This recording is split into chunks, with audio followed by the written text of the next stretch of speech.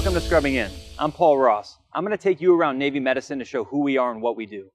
I'm on the helicopter pad at Naval Medical Center San Diego, where some of our most severely injured service members are flown in to receive care. We're going to be joining the folks over at the Comprehensive Combat and Complex Casualty Care Facility to go through some of the rehabilitative processes our wounded warriors go through on a daily basis. And I don't know about you, but I'm ready for a workout.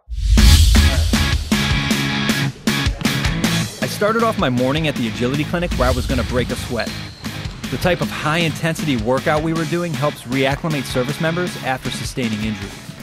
I'm here with Coach Cruz, and he just put me through one of the harder workouts I've ever been through. Explain to me kind of what your goal is with the guys. Well, the main goal is to get the guys back on their feet, and I bring them here after they are ready to go and exercise, move their bodies. At the same time, trying to identify future athletes for the sport of Paralympics. Little did I know, my day was just beginning. Before I could catch my breath, it was off to Pilates. And not the ones my wife does at the gym. There are some similarities, but in this case, when you're doing exercises on a reformer, you're getting resistance from springs. The Pilates were a lot more intense than I thought they would be, but at least I had some company. A wounded Marine named Alan.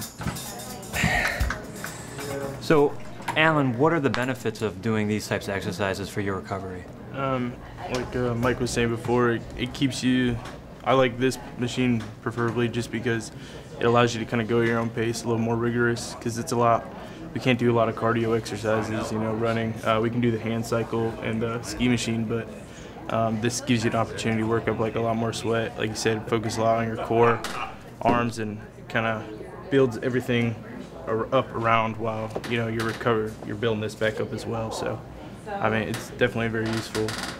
Well, I appreciate you letting me work out with you. Good luck in your recovery. Thank you. Next up, the rock wall. I'm here with Dawn Golding. She's a physical therapist. This morning I already did an agility clinic. Mike put me through some hard Pilates, and now she's going to help me climb a rock wall. But I think first we need to get these on, so. Hold all the way up, and the most important thing is to tighten your waist belt first. Okay. Are you sure the most important thing isn't how cool I look in this? This is Caleb Weekly, artillery Marine, who was wounded on the battlefield.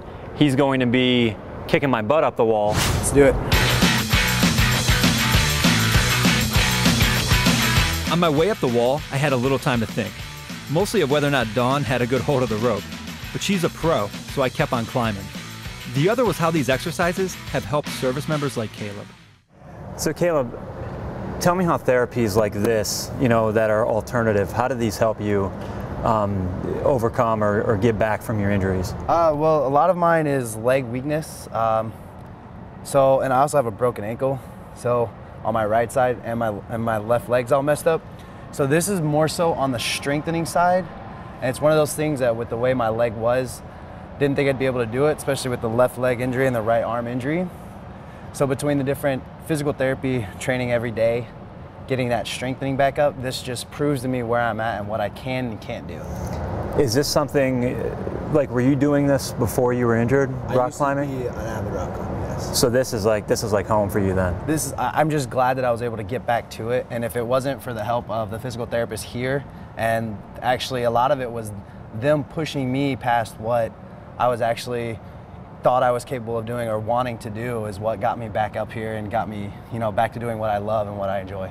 Though I knew the climb up the wall would be hard, I had no idea the trip down would be harder. But after a few tries, I finally got the hang of it.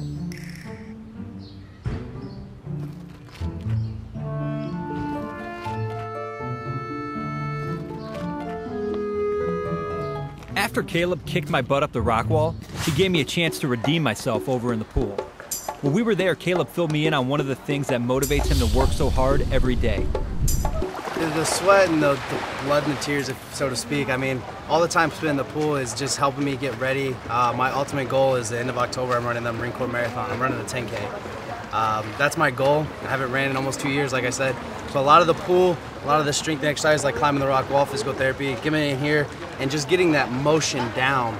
So once I get out and I'm able to do impacts and hard stuff like that with my legs, it hurts, but it's not as bad. So hopefully the reward that I'm trying for is going to be worth all the sweat and tears I put into this. He also introduced me to his friend and instructor of the swim clinic, Miss Betty. I just got done climbing the rock wall, and now Miss Betty, who's an exercise physiologist, has me in the pool to do some more exercises. Can you tell me a little bit about what we're doing? Yes, we are doing what is called the aquatic therapy. We are trying to, the idea is to find a way to get a good cardio workout, strengthen the body, strengthen the leg, be able to do things that people usually do outside but now are not able to do due to injury. So we are using the same muscles, we are doing the same motions, but we are in the water, so we are not paying the toll of being of weight bearing, of walking outside. After a long morning of learning how hard our wounded warriors work on a daily basis, it was time to take things down a notch with some yoga. The team at the Comprehensive Combat and Complex Casualty Care Unit, also known as C5, focus on patients' mental health as well as their physical health.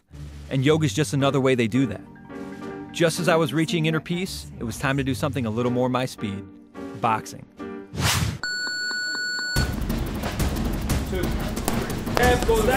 But in this boxing class, no one gets hit.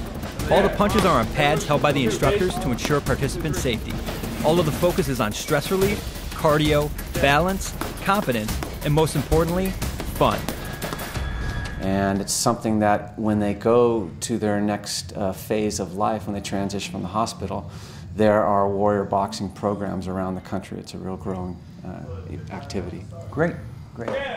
After a long day of working out, what better place to end my visit to C5 than a trip to the beach where I would hang 10, or as the Wounded Warriors informed me, just surfing.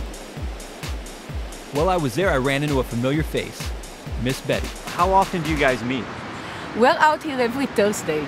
We're out here every week, every Thursday morning. We're out here at Del Mar surfing. And how did this start? We started surfing over 5 years ago. A soldier came, I was working with this soldier and he wanted to go surfing. He was from Hawaii. He used to surf big waves in Hawaii. And he came back from Iraq. He was missing an arm and a leg, and he was wondering if he can still go surfing. And we said, sure, we'll go surfing. Yeah. After learning what the surf clinic was all about, I caught up with one of the Wounded Warriors who was going to help me ride some waves, starting with the basics. The very basics. Right, so that, of course, is the nose. You know, that goes out front. Yep, got it. Okay. So I imagine the hardest part is going to be from going from laying down popping up? Yeah. And I was right.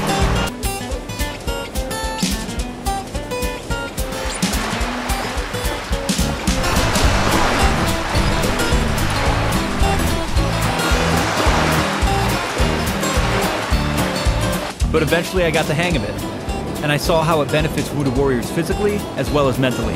Because let's face it, it's fun.